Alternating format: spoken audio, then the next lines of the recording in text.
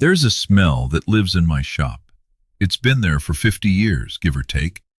Pine resin and oak dust and linseed oil and the particular cold that settles into an unheated Maine workshop overnight. I walked in there this morning before the sun was fully up, the way I've walked in there most mornings of my adult life. I turned on the overhead light, the single bulb that's been hanging on the same cord since 1978, and I stood there for a minute, just breathing it in. 52 years of that smell. Most of my life. I'm 82 years old. My name is Walter. I was a carpenter for 45 years before I let go of the work, and I've been a slower, quieter version of one for the 7 years since Helen died. The shop is still mine. The tools are still mine. My hands still know what they're doing, even if the right thumb aches now and the grip isn't what it was in 1975. I want to talk to you today about something I've been turning over for a long time. I've been thinking about what a life in the trades actually teaches you. Not the technical things, the cuts, the joints, the way you read grain, the way you listen to wood, the way a doctor listens to a chest. Those are the surface of it. I mean the deeper things. The things that 45 years of building put in me, that I didn't understand I was learning until I was too old and alone and quiet to pretend I hadn't learned them. If you've worked with your hands, maybe you'll recognize some of this. If you haven't, maybe it'll tell you something about the people who have. And if you're thinking about what to do with your life, any part of it, maybe the things I've found in the trade will mean something to you. Sit with me a while. I've got a fire going. The shop smells the way it always has. Here's what I know. The first thing the trade taught me is that everything takes longer than you think, and it's always worth taking longer. I was not a patient young man. I don't know if you'd know that from the way I talk now at 82. But at 25, I was in a hurry about most things. I wanted the job done. I wanted to move on to the next one. I wanted to be finished. My first boss, a man named Harold Pratt, who ran a small operation out of Orono, used to say, "Walter, slow down. The wood can hear you rushing." He said it so often it became a joke between us.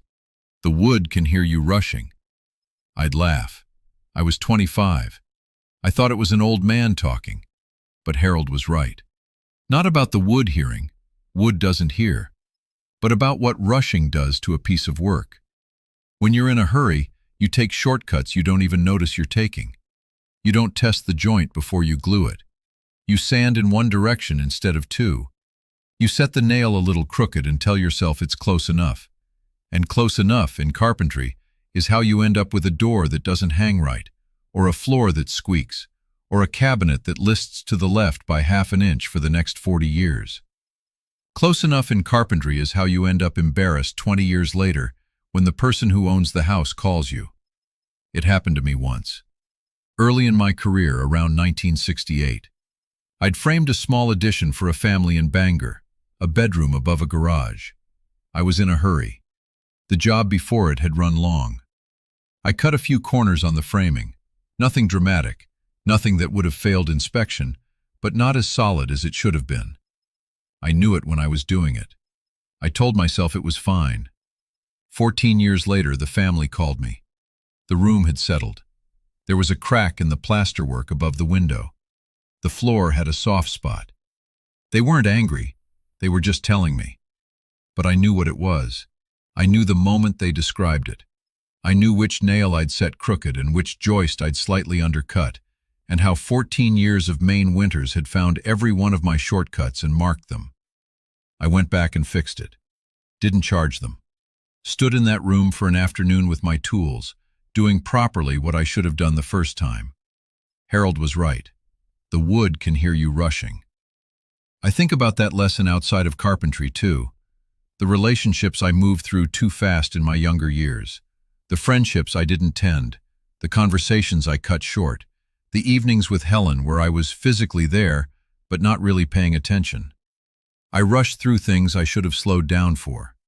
And years later, like that soft spot in the floor, I could feel where I'd cut the corner, where the thing I'd built too fast had started to give. Take longer. Check the joint before you glue it. It's worth the extra hour. The second thing the trade taught me is that the tool is only as good as the man who keeps it. I had a plane, a number 4 Stanley, the classic bench plane, the one every carpenter knows, that I've had since 1966, 57 years. I bought it secondhand from a man at a hardware store in Bangor who was retiring and selling off his tools. Paid $4 for it. $4. Helen thought I was foolish. She said, "You can get a new one for $8." And I said, "Helen, this one's already broken in."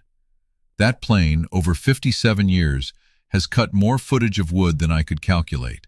It sat in the shop through Maine winters, through humid summers, through the years when I wasn't working much, and it sat idle for months on the shelf. And it's still good. It still cuts clean. It still leaves a surface you could set a marble on. But it didn't stay that way on its own. I sharpened that blade more times than I can count, more times than I ever wanted to. Sharpening is the part of carpentry that younger tradesmen resist. It's slow. It doesn't look like work. You're just standing there at the bench, moving metal against stone, back and forth, back and forth. You're not building anything. Nothing visible is happening. But without it, the blade dulls. And a dull blade is worse than no blade. A dull blade tears wood instead of cutting it. A dull blade makes you push harder than you should. And when you push harder, you lose control. And when you lose control, you get hurt, or you ruin the piece, or both. I learned to sharpen early because Harold made me. He'd stop me mid-job sometimes, take the plane out of my hands, run his thumb along the blade, and hand it back to me. "Go sharpen it first," he'd say. "I'll wait." And he would wait. He'd sit down on a sawhorse and eat his lunch or read the paper while I went to the bench and put an edge back on the blade. And when I came back, he'd take it again, test it again, and if it was right, he'd nod and hand it back. If it wasn't right, he'd send me back. He was teaching me something that took me 20 years to fully understand. The work you don't see is what makes the work you see possible. All those minutes at the stone, back and forth, that's what made every clean cut possible, every beautiful surface, every joint that fit so tight you couldn't get a piece of paper between the faces. None of that happened because I was talented. It happened because the blade was sharp. I think about that a lot now, in the context of a whole life.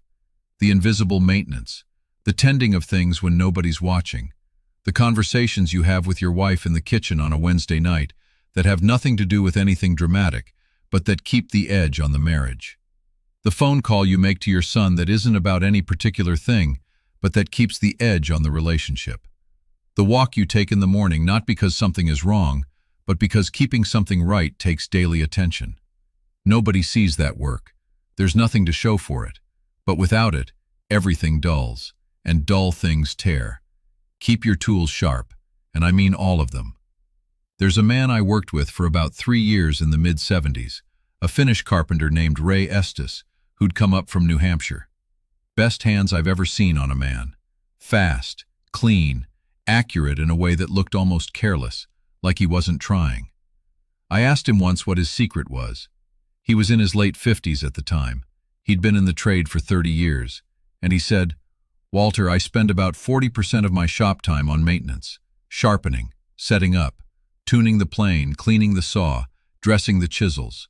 40%. I was shocked. I said, "Ray, that's almost half the day you're not building anything." And he looked at me with that calm he had, the calm of a man who'd been right about things for 30 years, and he said, "I'm building everything. I'm building the ability to build everything." I've thought about that for 50 years. The work behind the work. The invisible preparation that makes the visible execution possible. Ray could cut a coping joint so fast and so clean, it looked like he wasn't paying attention. He was paying the most attention. He just paid it. Earlier, at the stone, before the job started, he'd sharpen the blade so the blade could do the thinking. There's a way of living like that too. The reading you do before you need the knowledge. The rest you take before you're depleted. The honest conversation you have with your wife in the ordinary evening before the difficult year arrives. The maintenance of a friendship through the unremarkable decades, so the friend is still there when you need him in the bad one. Helen and I had a practice. I don't know what to call it. It wasn't formal. She just started doing it and I followed. Of talking at the kitchen table after supper. Not about anything in particular. The day, the children, a book she was reading, something I'd been thinking about in the shop. 40 minutes maybe, sometimes less. Just the two of us, at the table, with the dishes done and the house quiet. I didn't understand what it was for at the time. I thought it was just what married people did in the evening. But it was maintenance. It was sharpening. It was the daily tending of the thing between us, so the thing between us stayed sharp. So when the hard years came, and they came, we were still sharp enough to cut through them together. The second tool she stopped sharpening. No, that's not what I want to say. What I want to say is, when the hard years came, we had that 40 minutes behind us. Thousands of them. Hundreds of thousands of words at the kitchen table about nothing much. And all of that was the edge. All of that was what let us cut. You cannot build well on a surface you haven't understood. Every carpenter knows this. Before you do anything else on a job, you look at what's underneath. You probe the sill plates for rot. You check the foundation for level. You look at the subfloor before you lay the new one. You take the time, sometimes an hour, sometimes a day, to understand what the house has been doing for the last 50 or 80 or 100 years, and why, and what it's been trying to tell you with its cracks and its settling and its uneven floors. If you skip that part, you'll build something beautiful on top of something that's failing, and eventually the beautiful thing will fail too, and you'll have to tear it out and do it right. I learned this the hard way on a kitchen remodel I did in the early 70s for a family in Hamden. Beautiful new cabinets, custom built. I was proud of them. But I hadn't probed the wall framing before I hung them. I assumed it was solid because it looked solid. 6 months after I finished, the wall started moving. Slight, you'd barely notice. But the cabinets shifted. The doors started binding. The whole thing had been hung on a wall that was quietly, slowly giving up. I'd built something good on top of something bad. I went back and fixed it. That was a long week. Taking out the cabinets I'd made with my own hands, cutting open the wall, finding the rot in the framing behind it, sistering the studs, closing it up, rehanging the cabinets. A week's work I hadn't planned on. A lesson I didn't forget. I think about this now in the context of people. How often we deal with the surface of a thing and don't ask what's underneath. When someone's angry at you, and I include myself here, I include myself especially, it's easy to respond to the anger as if the anger is the thing. It usually isn't the thing. The anger is the surface. What's underneath is fear, or grief, or exhaustion, or a hurt from years ago that never got looked at. Helen was good at this, better than almost anyone I've known. When I came home short-tempered from a bad day at the site, she wouldn't respond to the short temper. She'd let it settle. And then, an hour later, or after supper, she'd come find me and she'd say, "What happened today, Walter? Not what's wrong with you. What happened?" She was asking to see underneath. She was probing the sill plate. I got better at doing that for her. Slower than I should have, but I got better.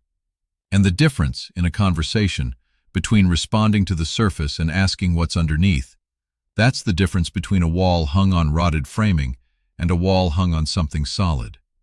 Ask what's underneath. Take the hour. It's worth it. The fourth thing the trade taught me is about the gap between what you planned and what you built. Every carpenter knows this. You draw the plans, you take the measurements, you calculate the materials. You know, on paper, exactly what you're going to build. And then you start building, and the wall isn't quite plumb, and the floor isn't quite flat, and the lumber they delivered has a slight bow you didn't account for. And the customer changed their mind about the window placement, and the whole thing shifts from what you planned. The plan is not the building. The plan is where you start. The building is what you negotiate into existence, given what's actually in front of you. I worked with men who couldn't make that adjustment, young guys especially. They'd built the thing in their heads so completely that when the reality diverged, they'd freeze. Or they'd force it, try to make the reality match the plan through sheer insistence. and that's when things got damaged. That's when you'd see beautiful wood split because someone was trying to make it fit a measurement it didn't want to fit.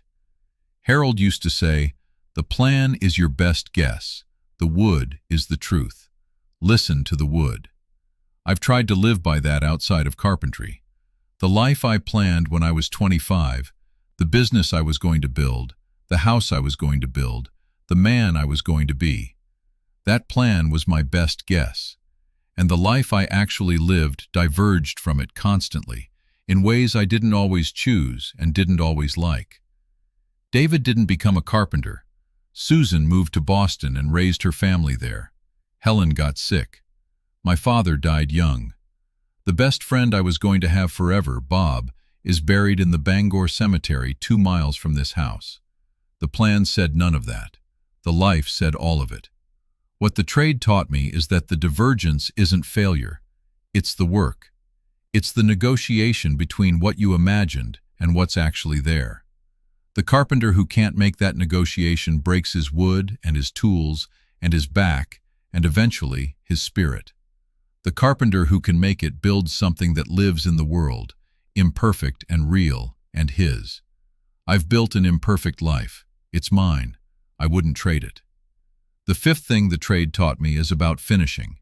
Nobody talks about finishing the way they should. Everyone talks about the big structural work, the framing, the roofing, the plumbing and wiring, the bones. But the bones are not what you live in. What you live in is the finish, the trim, the way the door casing meets the floor, the way the baseboards turn the corner, the way the cabinet door closes without a gap and without a bind. You live in the finish every day, and you feel it in your body whether it's right or wrong, even if you can't articulate why. My work over 45 years was known for its finish. Not my speed, not my structural innovations, my finish. People who hired me came back or sent me their neighbors because the last 10% of a job, the part most tradesmen rush through to get to the next job, was the part I was most careful about. I'll tell you what changed me on this. It was a small thing. Maybe 1974. I was trimming out a bedroom in a new house in Vesey. Nice house. The framing had gone well, the plumber and electrician had done good work, and I was in there doing the finish carpentry. Baseboard, door casing, closet shelves. The kind of work that most people don't really notice. The kind of work that gets done when the excitement of a new house has worn off and everybody just wants it finished.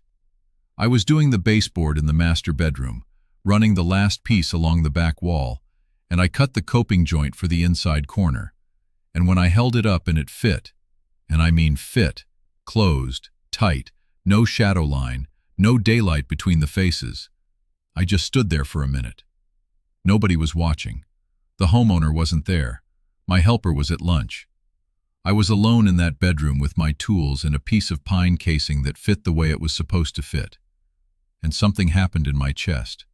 Something quiet and deep and satisfying in a way that I couldn't quite put into words then, and I'm not sure I can now. It was the feeling of having done the thing right. Not good enough.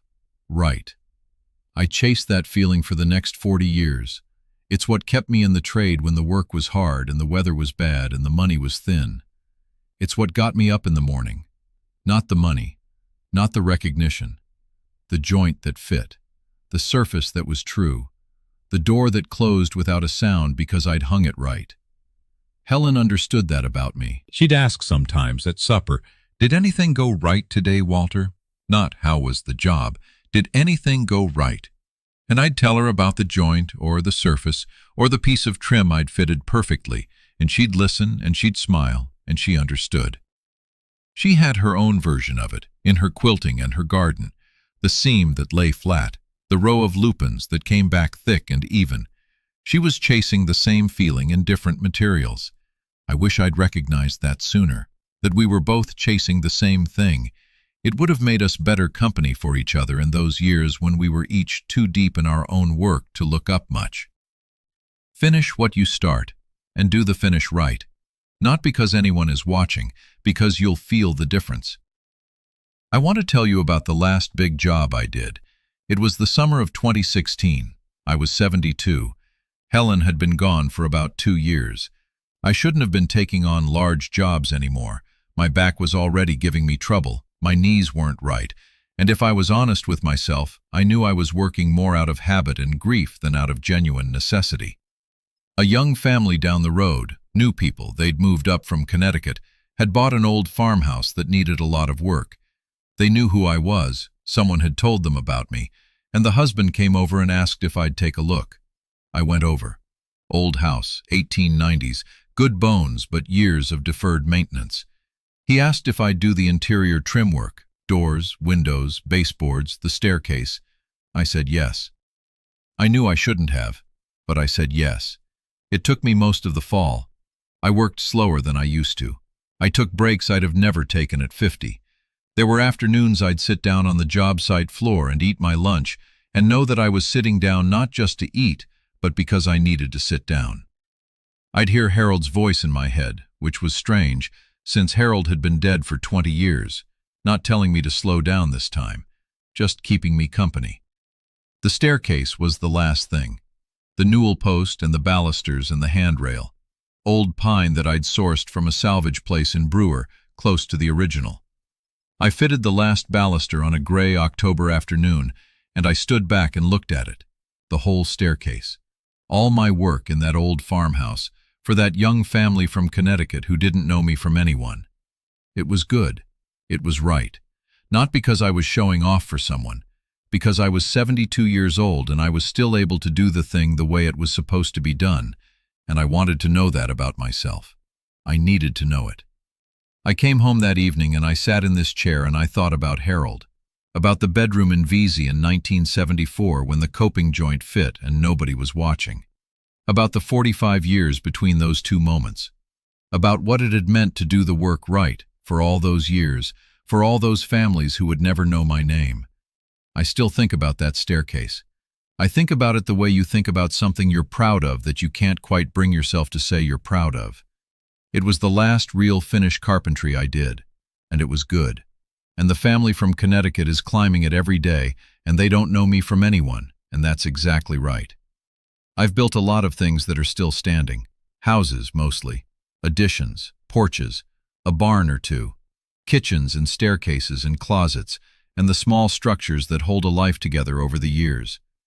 I've been inside some of those buildings since I built them, 30 or 40 years on, and it's a strange feeling. Like seeing a version of yourself that stayed in one place while you kept moving.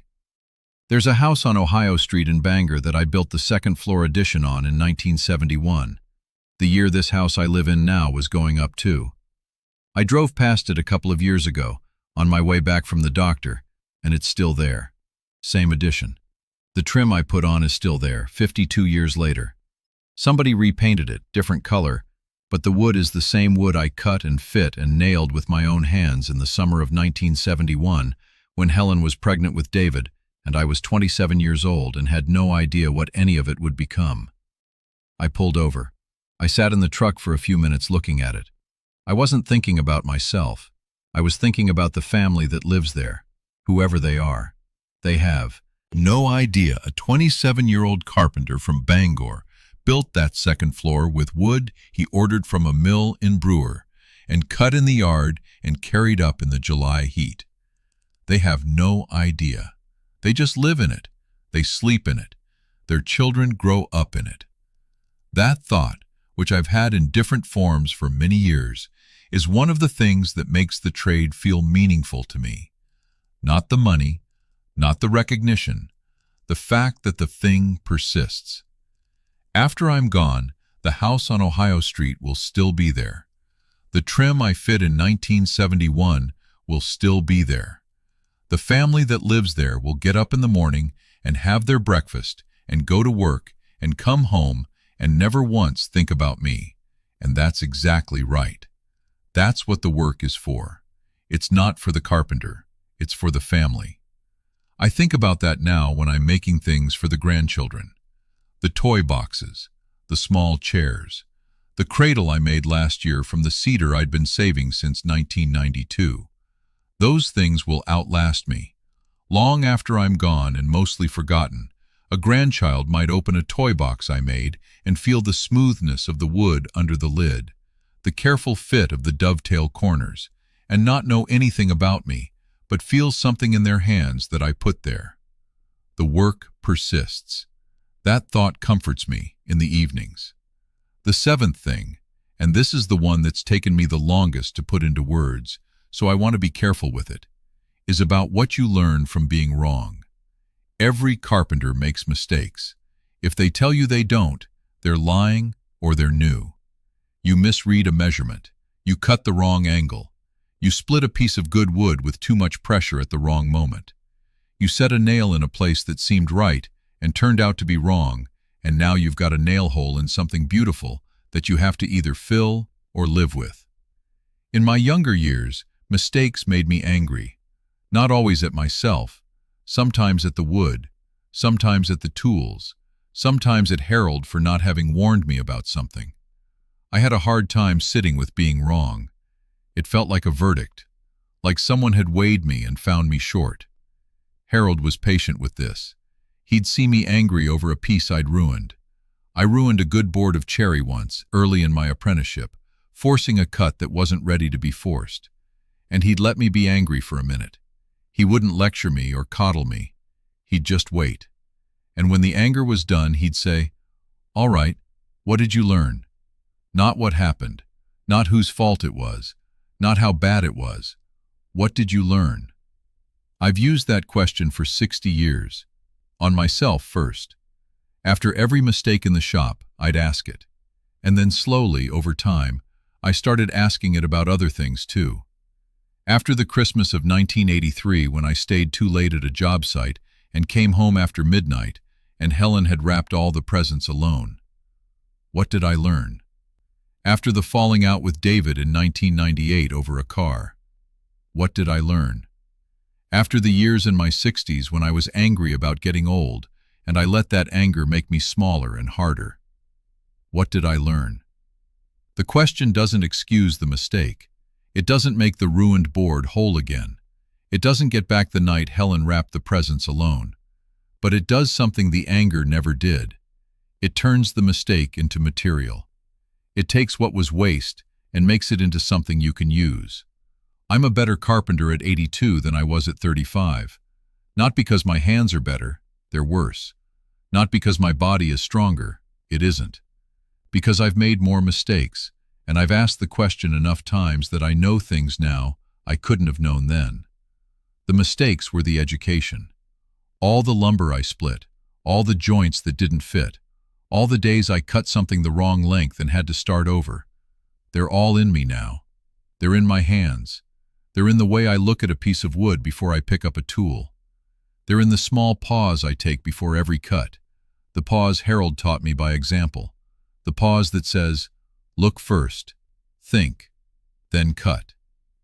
Helen used to say I was a better man at 60 than I was at 30, and I'd argue with her about it. I'd say she was being kind. She'd say, "Walter, I'm not being kind, I'm being accurate." And she'd give me examples, specific things I'd done at 30 that I wouldn't do at 60. She kept track of those things. She was measuring. The improvement, the way you'd measure a joint, specific, careful, without flattery. I believe her now. I believe the mistakes made me better. Not automatically. You have to ask the question. You have to sit with the answer. You have to let the bad cut teach you the good one. The fires burned down to a quiet red glow.